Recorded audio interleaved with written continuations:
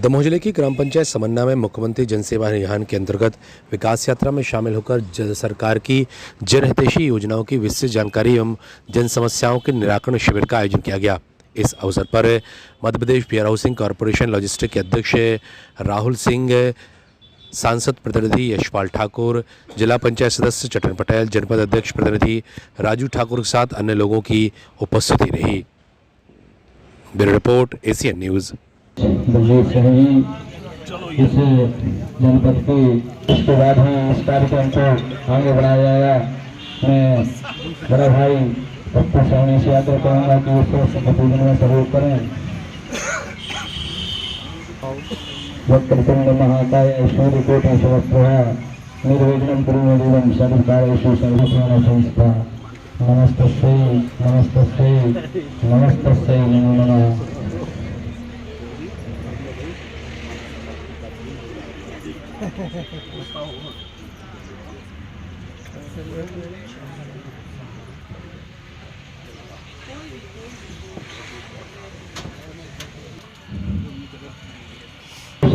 सोनू सिंह जी से भी निवेदन है कि कृपया करके वो भी अपना स्थान ग्रहण करें। जैसे कि इस विकास यात्रा को आगे बढ़ाने के लिए हमें मार्गदर्शित किया जाता है और भाजपा यहाँ पर अपना स्वागत नहीं, आपको ही हमसे समन्ना ग्राम पंचायत के वरिष्ठ कार्यकर्ता जनपद सदस्य बड़े भाई पप्पू सिंह जी बैठे का स्वागत हमारे। इसके बाद गोपाल अहरवाल जी, अगर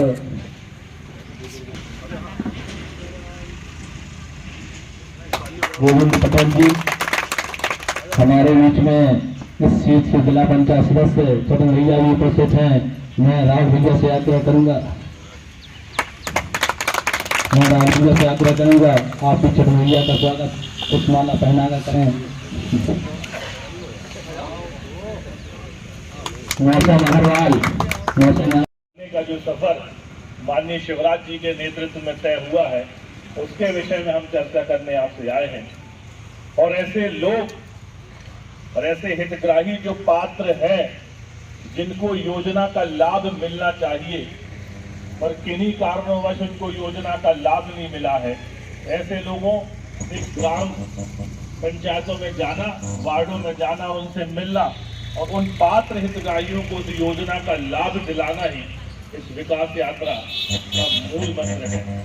साथियों, तो ये जो सफर जो तय हुआ है स्वास्थ्य के क्षेत्र में और सुरक्षा के क्षेत्र में, इस विकास यात्रा में माननीय शिवराज जी का और आप सबके आशीर्वाद का योगदान है। जब हम बात करते हैं स्वास्थ्य की तो कई बार ऐसा हो जाता होगा कि हमारे ग्राम समन्ना में कोई बीमार पड़ जाए और हम जब दमोह जाते उसको दिखाने तो डॉक्टर बोलता है कि भाई इसकी बीमारी का इलाज यहाँ नहीं है और इसका ऑपरेशन होना और ये ऑपरेशन भोपाल में होगा।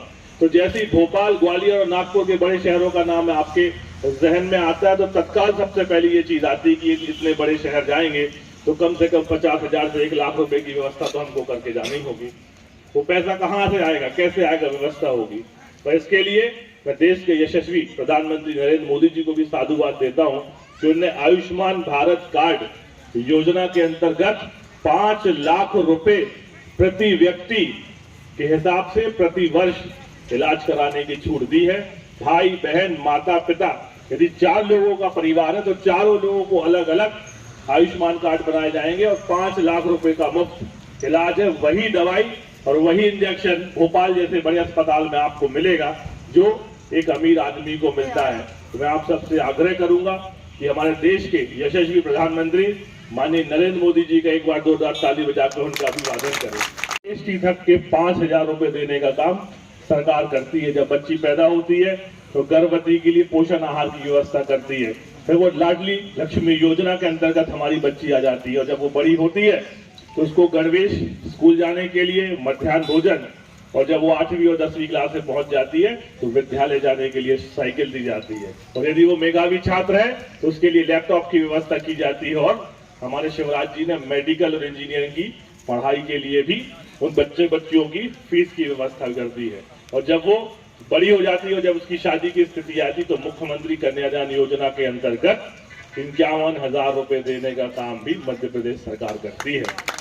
वही हम बात करते हैं हमारी विधवा पेंशन, विकलांग पेंशन और हमारे किसानों की, तो प्रधानमंत्री किसान सम्मान निधि और मुख्यमंत्री किसान सम्मान निधि के अंतर्गत हमारे किसान भाइयों को भी सम्मान निधि उनके खाते में दी जाती है। पर जब हमारे शिवराज जी ने ये देखा कि हमारी बहनें जो यहाँ बैठी हुई हैं, तो यही असली शक्ति है घर की, ये घर को चलाती हैं, पूरा मैनेजमेंट ये देखती हैं, पर ये किसी योजना के अंतर्गत नहीं आती। ऐसा क्या किया जाए, वो इतने संवेदनशील है तो उन्होंने एक योजना बनाई और आगामी 8 मार्च को महिला दिवस के उपलक्ष्य में लाडली बहना योजना के अंतर्गत मध्य प्रदेश की 1 करोड़ बहनों को 1000 रुपए प्रति माह देने का काम माननीय शिवराज जी प्रारंभ करने वाले हैं। ऐसे कदम के लिए मैं उनको साधुवाद देता हूं और आपसे निवेदन करता हूं कि एक बार जोरदार ताली बजा के माननीय शिवराज जी का अभिवादन करें। साथियों, जब मैं गिनाने पे आऊंगा